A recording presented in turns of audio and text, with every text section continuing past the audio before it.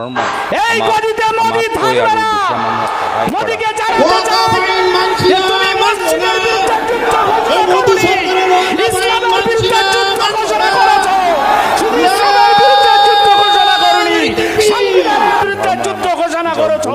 শুধু সংবিধান নয়, শাহের নমরুদ যেরকম আল্লাহর বিরুদ্ধে যুদ্ধ ঘোষণা করেছিল, এই মোদি সরকারের আইন মানছি না, মানবো না।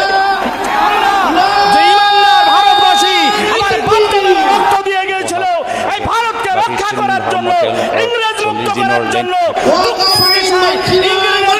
নরেন্দ্র মোদী সংগ্রামীদের ইতিহাস ভুলে দিয়ে দেশ দখল করতে চায়।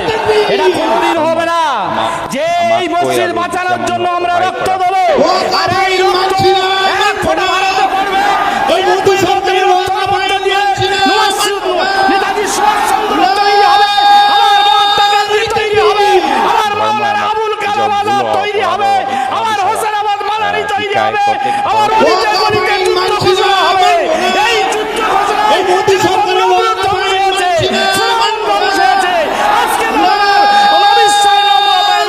নরেন্দ্র মোদী ধ্বংস হবেই হবে ইনশাআল্লাহ। আপনারা যারা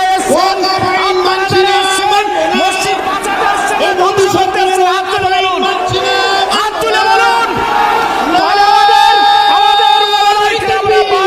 করেছে আপনারা রাস্তাটা খালি করে সামনে চলে আসুন। ঠান্ডায় বসে মসজিদ বাঁচবে না, ঠান্ডা ছায়ায় বসে নরেন্দ্র মোদীর সাথে লড়াই করা যাবে না, অমিত শাহের সঙ্গে লড়াই করা যাবে না।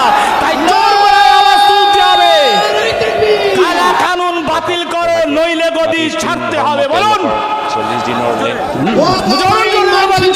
দিল্লি যারা বলছে যায় মোদী সরকার কালা কানুন বাতিল করো, বাতিল করো, অমিত শাহ কালা কানুন বাতিল করো, বাতিল করো, বাতিল করো, নইলে গদি ছাড়তে হবে, ছাড়তে হবে, ছাড়তে হবে। সেই জন্য অশেষ ধন্যবাদ জানিয়ে এই সভা শেষ পর্যন্ত আমরা থাকবো।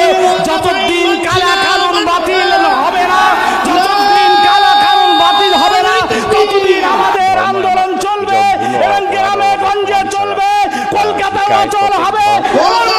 মুখ্যমন্ত্রীকে বলবো, আপনারা সাথে আছি, যদি আপনি কালা কানুন বাতিল করতে পারেন, আর কালা কানুন যদি বাতিল না করেন, তাহলে আমাদের আন্দোলন সারা ভারতবর্ষে জুড়ে চলবে। আমাতকৈ আৰু দুখীয়া মানুহক সহায় কৰা ওয়াকাফ আইন মানছি না, মানবো না।